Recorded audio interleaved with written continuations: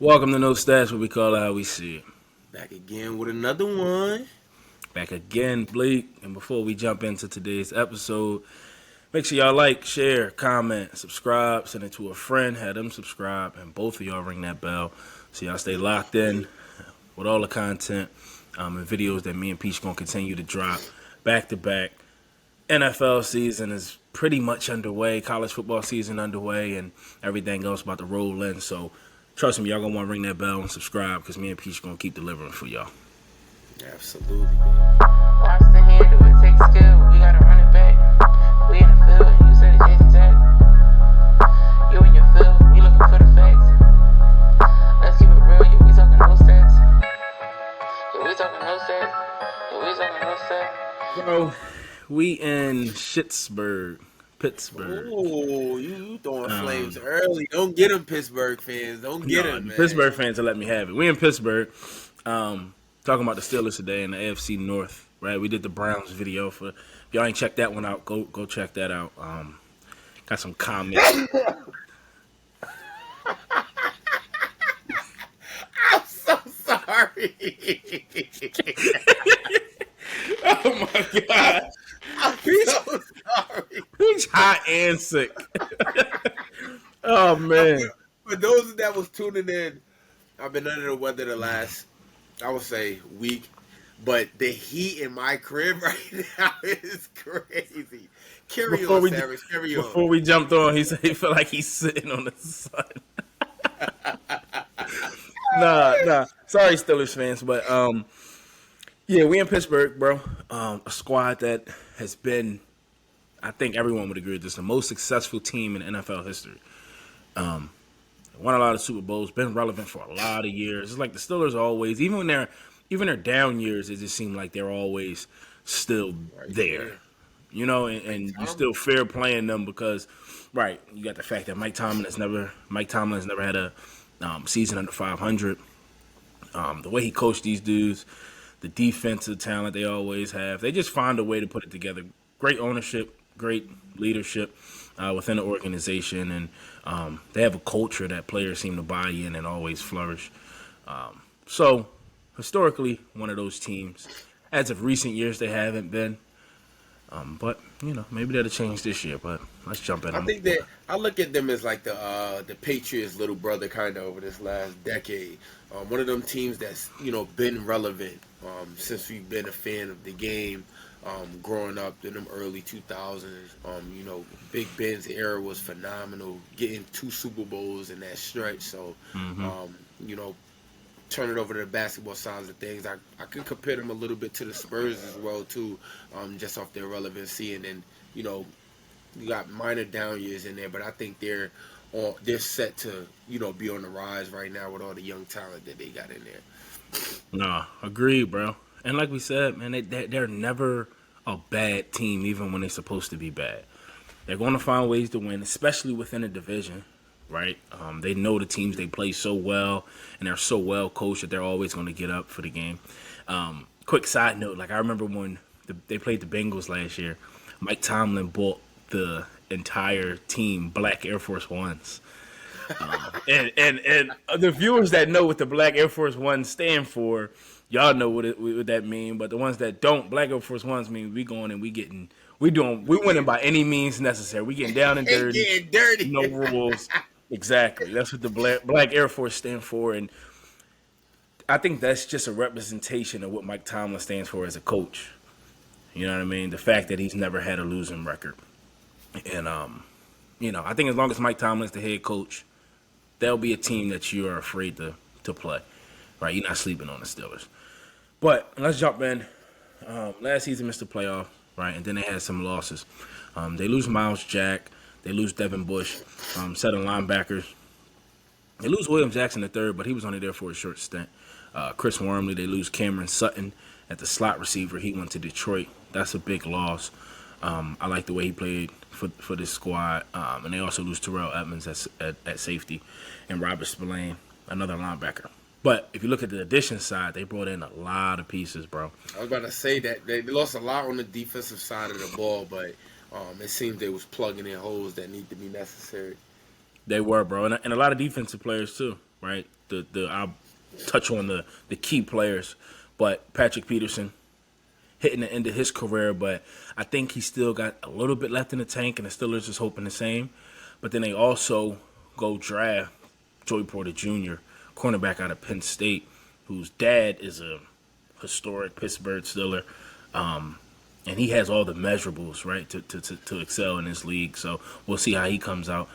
They also add Marcus Golden as some depth on that defensive line, and then they draft Nick Herbig, who has been a monster in the preseason, right, and also Keanu Benton. They draft him too, so they get some depth to that defensive line. They also draft Boderick Jones, tackle out of Georgia. They also get Darnell Washington, tight end out of Georgia. They had a great draft. Darnell Washington is like a mammoth, bro, of a human. Good I think target. he's like Good target for Kenny Pickett. bro, like 6'7", like Bron out there, pretty much. So they, he just had some injury history, but if he can stay healthy, he's a blocker. It's like an extra lineman being in there at the tight end position. And then they also add Keanu Neal at safety. And who else they added? They added a guard, Nate Herbig, to help on that offensive line. And then they add Elayton Roberts and Cole Holcomb in the linebacker position. So, I like that. And Isaac. Man. Yeah, I missed on those two. They also add Isaac Samalo, if I'm saying his name right, from Philly, coming off a Super Bowl appearance, right? Get some help and some depth on that offensive line. I believe he's starting. He's plugged in at guard. Steelers fans, correct me if I'm wrong. And Allen Robinson, right, to add to that receiver room that's already has some upside and some promise. What you about to say, bro, about Allen Robinson? Nah, because I like the addition of veteran receivers to certain ball clubs or young quarterbacks, and they can use a guy like that. He's not necessarily your number one, but you got him out there with guys like Deontay Johnson and who am I thinking about? George Pickens. George Pickens. You got Pat, the tight end. I think he'll fit in nice, and then how you spoke highly of Darnell Washington. I think this Pittsburgh team could be fun, man. They're definitely going to get the stops. They always hard-nosed on the defensive side of the ball. Mike Tomlin's, need we say more about the phenomenal coach that he is, and how he's going to have this ball club bought in going into the season. And I know we haven't got to the schedule yet, but I think it's a lot of winnable games for this Pittsburgh team this year.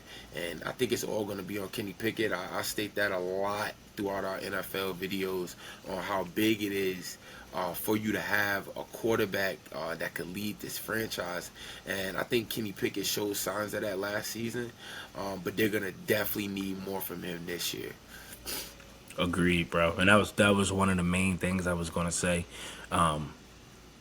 Is that but it rides on Kenny Pickett, right? Because they have the skilled players. George Pickens looks like he's going to be one of the best wide receivers in this league. Maybe after this year, but if not after this year, soon enough. Deontay Johnson, we know what he provides from an offensive standpoint from the receiver position. They add Allen Robinson, a proven vet who can be a possession receiver, make some plays for you in big games. They have Pat Freiermuth, who is slowly making his way in the top 10, if not already there, top 10 tight ends in the league. They add Darnell Washington. They also have Najee Harris at running back out of Alabama, who's a beast. And then they have, Warren. I'm drawing a blank on his name. Jamal Warren, the backup running back. But he went bonkers in the preseason, and there's high hopes for him to get some, split those carries with Najee Harris and see what he can provide. So, and the offensive line got better. So from an offensive standpoint, outside of Kenny Pickett and the offensive coordinator, Matt Canada, there's been a lot of question marks around Matt Canada and if he should be the offensive coordinator or if they should move off of him. So between those two, those are the questions on offense.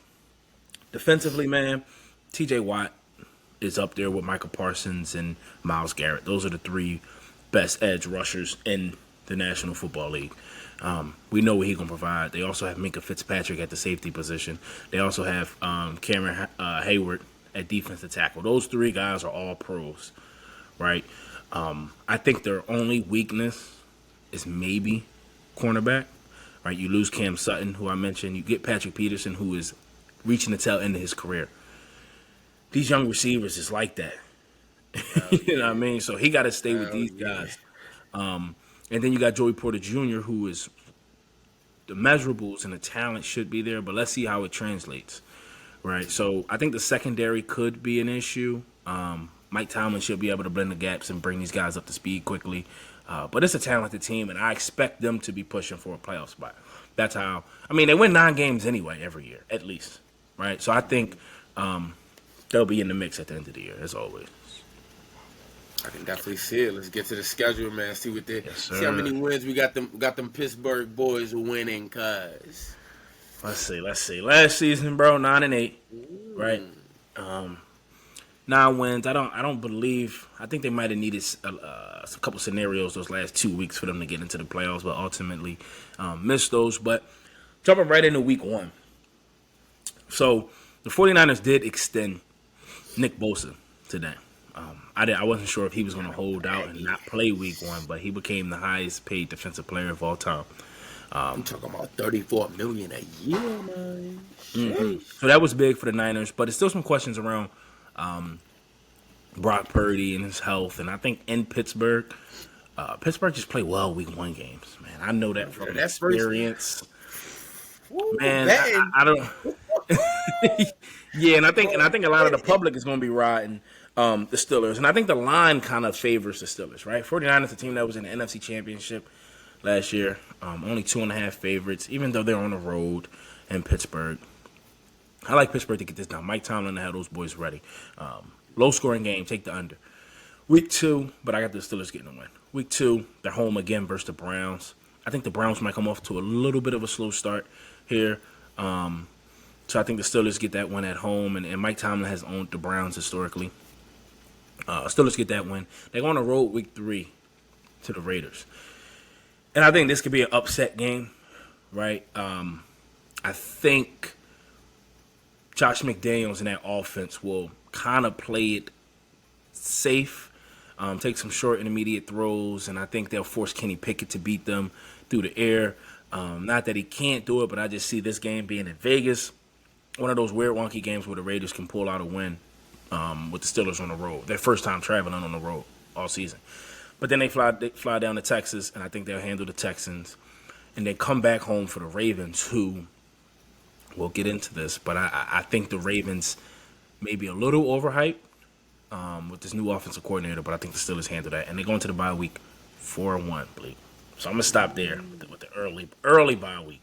They got an early bye, and if I'm Pittsburgh and I'm 4-1 going to this bye, shit, the rest of the fucking teams in the NFL better watch the fuck out, man. Yeah.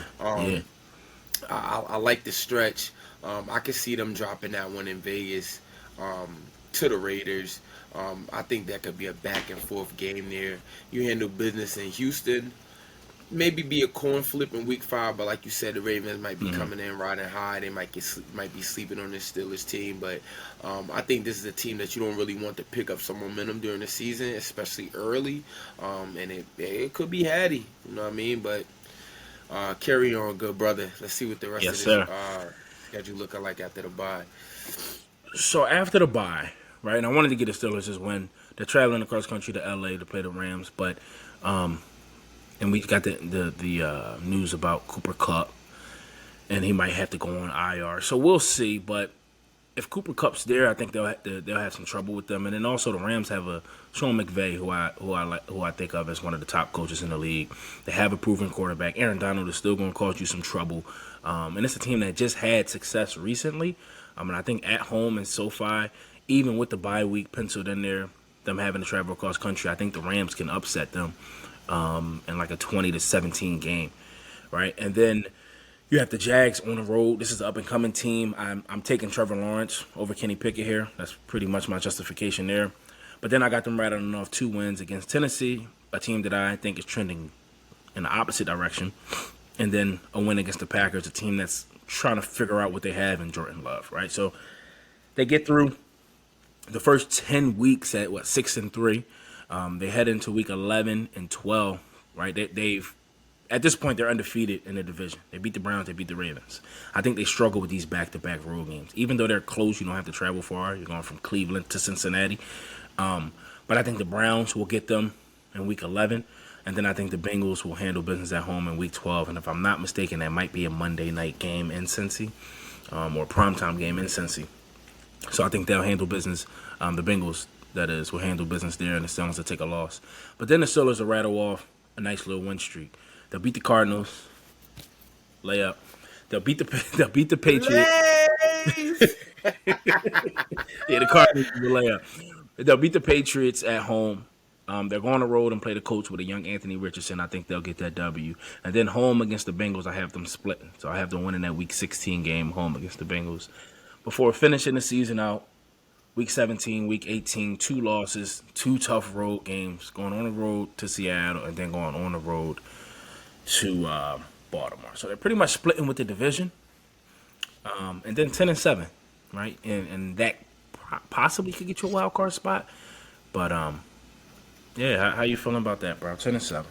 I like the coming in hot and then riding out a little bit on the cold side. I can see this team regressing late. And I think you got a little bit of a tough stretch after that Rams game. I mean, you're seeing the Jags. I know we're saying that the Titans is regressing, but I still think they're also a ball club that you never know. Derrick Henry could out of nowhere run for 260. 3 touchdowns. Ryan Tannehill looked like an above average quarterback. So, and then you're going to see that young Packers team who, I think it could go either or. I think either you're going to go in there and blow their asses out, or, the Packers are going to let you know that they're here. Very tough stretch versus the Browns and versus the Bengals. I knew that Bengals was going to be an L, and since I gave him the dub at Week no 16, though. Going to give you the one at home. Oh, no. Oh no, that is Cincy. Not Cincy. But and then you're ending in Week 17 and Week 18. I mean, that's very tough, man. You're at Seattle, and then you got to travel to Baltimore, and who knows what both these teams will be playing for at the time. So, I like it, bro. I mean, 10-7, you get one game up from last year. Who knows what type of confidence that Kenny Pickett will be riding with at the time. Could I hear some MVP conversations for Kenny Pickster? Wildin'. Yeah, I ain't want to jump it. Like, I ain't want to jump the gun and say you wildin', but I just think it might be a little premature for Kenny Pickett to get MVPs. Like, I want to see. Like, last year was his rookie season. He played better at the end of the year than he did at the beginning of the year. Let me see how this year goes first. I think one of these guys are going to have a crazy breakout season. Either Kenny Pickett, Daniel Jones, or Brock Purdy. I think it might be number 2. I think it might be number 2, but I don't want to get too much on the Giants. Give me a win, you'll turn to a loss, and a loss will turn into a win, bro. The win I'm going to turn to a loss. And I was going back and forth here, and I know it seems a little biased because you see I'm a fan of all these ball clubs, but I got to go Week 2 versus the Browns. I know that's tough to say getting swept by Cleveland, but I mean, even if we was to switch it around, but I think Week 2 will be a battle-tested game for this Cleveland Browns team early. I think they'll play Pittsburgh real well. I can see this being one of those Deshaun Watson games that we're always talking about, where he looks like that prime Deshaun in Houston. Nick Chubb for $160, 2 tutties. Come on, man. Amari Cooper, Mr. Glue Hands, going for 107, 2 tutties. It's a possibility. The only question mark there is that Deshaun Watson you're talking about, I haven't seen since like 2017. That's why he got to show him early. A nice Week 2 game, a little bit of versus that Pittsburgh defense. But that's one of my hypothetically ones. A loss that I would change to a win. I'm gonna go Week 7 versus the Rams. With all this stuff circulating. I was riding high on the Rams, but with the information with Cooper Kupp dealing with the hamstring injury that we was talking about, I know Aaron Donald's still Aaron Donald, but is he going to be as productive as he's been as the Aaron Donald that we've seen in the past? Is he going to cause that much havoc? You've had pieces falling off. You lose Ramsey. Outside of Cooper Kupp, can Van Jefferson be a solidified number 2 receiver? What's going on with your running backs? You still got Cam Akers. Who was the other guy that they had? I'm drawing a blank on his name. Who's their starter? From a while ago? From Cam Akers is the starter. But they got another guy, Henderson, I think is his name. Oh, Darrell Henderson. Yeah. Yeah, so I think he's still there.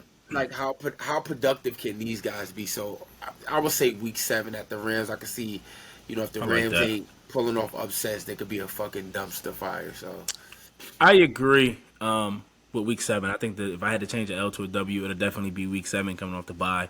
If I had to change a W to a L, I'm staying away from the Bengals in week 16. I would probably go either the Patriots in week 14 or the 49ers week 1. I think those would be 2 tough games where it's going to come down to the wire. Right? I have Pittsburgh winning those, but it'll be a field goal game. But Steelers fans, let us know. Hit those comments up. Let us know the season record prediction, what we miss, good points, bad points. Talk to us. Talk